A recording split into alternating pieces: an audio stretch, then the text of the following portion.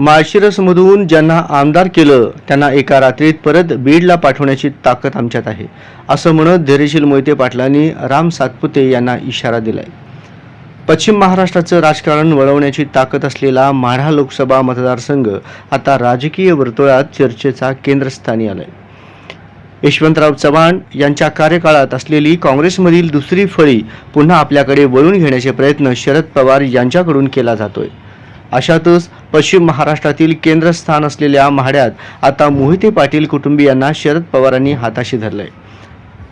वाढत्या असंतोषाचा फायदा घेत शरद पवारांनी चालाख खेळी केली आणि माढ्याचं राजकीय समीकरण फिरवलं. धैर्यशील मोहिते पाटील यांनी भाजपला नारळ दिला आणि राष्ट्रवादीच्या शरद पवार गटात प्रवेश केला. त्यावेळी बोलताना मोहिते पाटलांनी थेट राम सातपुते यांना तंबी दिली आहे. तुला एका रात्रीत आमदार केला, एका रात्रीत तुझं पार्सल माघारी बीडला पाठवायची ताकद आहे, असा थेट इशारा मोहिते पाटलांनी राम सातपुते यांना दिल्याने आता माढ्याच्या राजकारणात चर्चेला उधाण आलं आहे.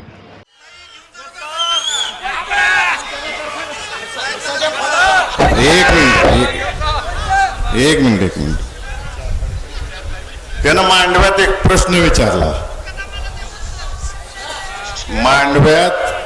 मांडव्यात म्हणला 70-75 वर्षात काय विकास झाला ते मी या 5 वर्षात केला, मी फक्त 2.5 वर्षात केला. मी फक्त एकच उत्तर देतो, दादांच्या सांगण्यावरून इथं जेवढी बसलीत ना त्या सगळ्यांनी एका रात्रीत तुला आमदार केला.